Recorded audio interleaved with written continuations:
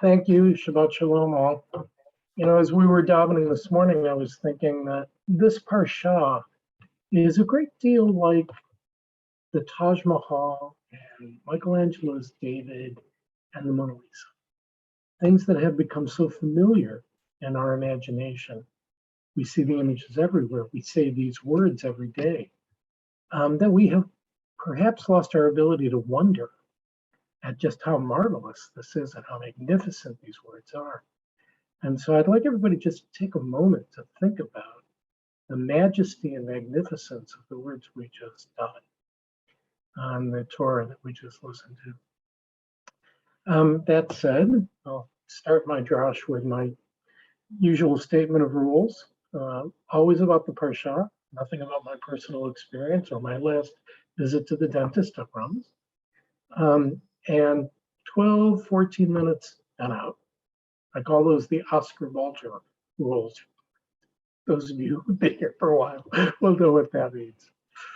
I want to say that I was inspired in writing this drash by the writings of Rabbi Shai Held, who's the Rosh Yeshiva of Machon Harad, which is an egalitarian modern Orthodox yeshiva in New York. In today's parsha, Israel's unique God gives Israel unique laws with a unique offer. If Israel obeys the laws, it will be recognized as unique among the nations. But why should Israel agree to this? These laws are strictures, they are constraints, they are difficult. Well, Moses gives three arguments to inspire that obedience. First, that the nations will recognize Israel's great wisdom. Second, that God will remain close to the nation. And third, that the laws are inherently of themselves righteous and worthy of following. I want to take each of those three apart a little bit and see what they tell us about the theology of Devarim and indeed the entire Torah. Excuse me. Moses tells the people, "See, I am imparting to you laws and rules as Adonai has commanded me for you to abide by in the land that you are about to enter. Observe them faithfully, for that will be proof to other peoples of your wisdom and discernment. And others who hearing those laws will say, surely this great nation, this Goy HaGadol, is a wise and discerning people." Now the phrase wise and discerning is used twice here in Moses' admonition. And it has resonance elsewhere in the Torah. For example, when Moses appoints judges, he searches for men who are wise and discerning and experienced. Hachamim v'nevamim. When Isaiah envisions a future king for Israel, upon whom will descend a spirit of wisdom and discernment,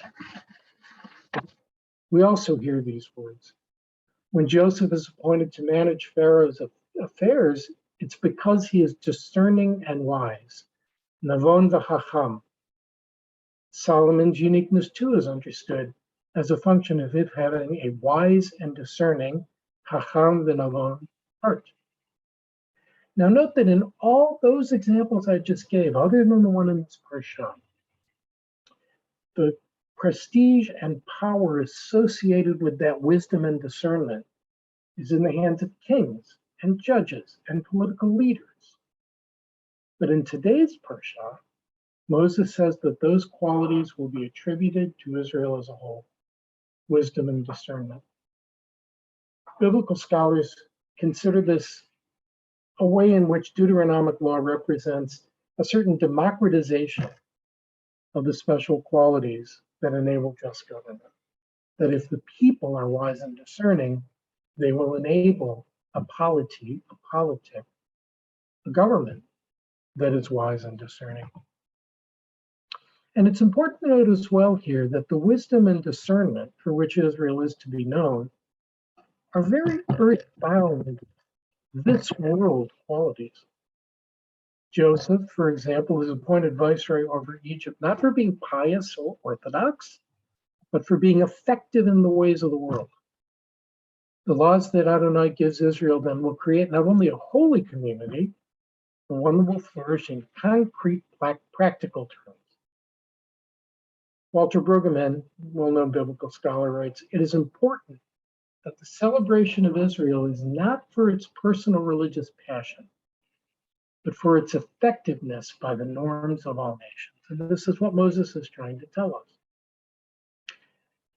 However, it does seem odd when Moses refers to Israel as a great nation, because he'll soon remind the people in the next parsha, the second chapter, that the people are the smallest of peoples. And Moses here, I think, is teaching a very critical lesson. Although numerical growth may be a sign of blessing, it is no guarantee of virtue. True greatness is not measured solely by population. Moses is reminding the people that they should not pursue merely greatness of size, but religious and ethical greatness. One can be numerically great and religiously bankrupt. We know many governments like that. One also can be numerically tiny and religiously great. The mark of genuine greatness, Moses is telling us, is wisdom and discernment. And Israel achieves that greatness by making the wise choice to obey God's laws. Now, Moses' second argument for fealty to God's laws is this. For what great nation is there that has a God so close at hand as is the Lord our God whenever we call upon God? At times, God's closeness is expressed as a form of hope. King Solomon, for example, prays, "May your eyes be open to the supplication of your servant and the supplication of your people Israel, and may you heed them whenever they call upon you."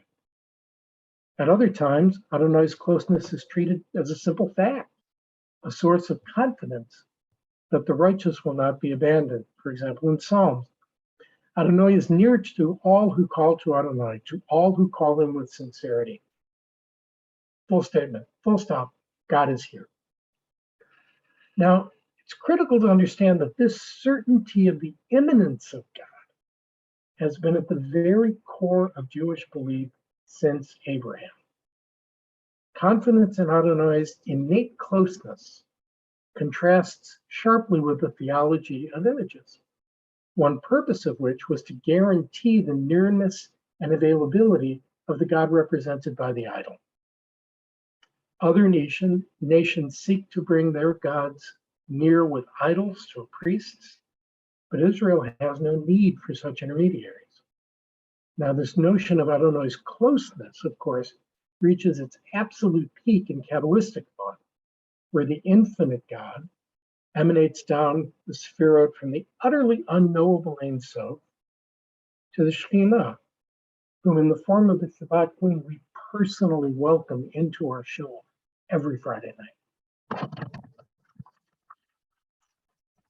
Thus, it is not just that Israel is prohibited from making images of God.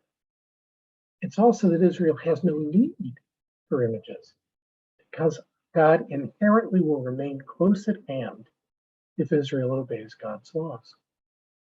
Graven images both trivialize Adonai's otherness and transcendence and obscure the fact that Adonai, with no need for physical manifestations or intermediaries, remains close at hand to an obedient Israel. Moses' third argument is this. What great nation has laws and rules as just, tzadikim, as all this teaching that I set before you this day? As we've seen, Moses' first argument, that is, if Israel obeys, other nations will see Israel as wise and discerning. This third argument adds what might be the most crucial element, that the laws God has given to Israel are objectively just and equitable. For example, Deuteronomic law expressly aids debtors, slaves, widows, so much so that the nations observing Israel can see that the socially powerless are protected from oppression by law and social policy. And this may well be God's most fundamental and challenging blessing to Israel, to abide by a law that manifests nearness to God through just social action. Moses here expressly tells Israel that its greatness will be measured by its righteousness. As is said in Proverbs 14:34, righteousness exalts a nation. Think about how radical that is. In the ordinary study of history, a nation's greatness is measured by its territorial range, its wealth, its history, its military might. The Torah alone disagrees. The key factor in assessing a people is righteousness, that is, being in right relationship to God. Kings also are held to this standard. Wicked deeds are an abomination to kings, for the throne is established by righteousness. Yechah 16:12. If Israel obeys God's law, it will be an exalted beacon of righteousness.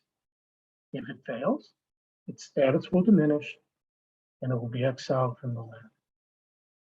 To sum up, today's Parsha teaches us that the laws given at Sinai and restated in today's Parsha are intended to enable Israel to flourish in concrete ways in the real world, but also, and more fundamentally, to guide us in creating a society animated by justice and care for the powerless. Moses' instructions remind us that although numbers sometimes do matter, spiritual and ethical greatness matter far more. His weaving of law and divine presence offer us a promise that we can carry with us wherever we go, that God draws near in the law God gives. Shabbat Shalom, Yiratzah.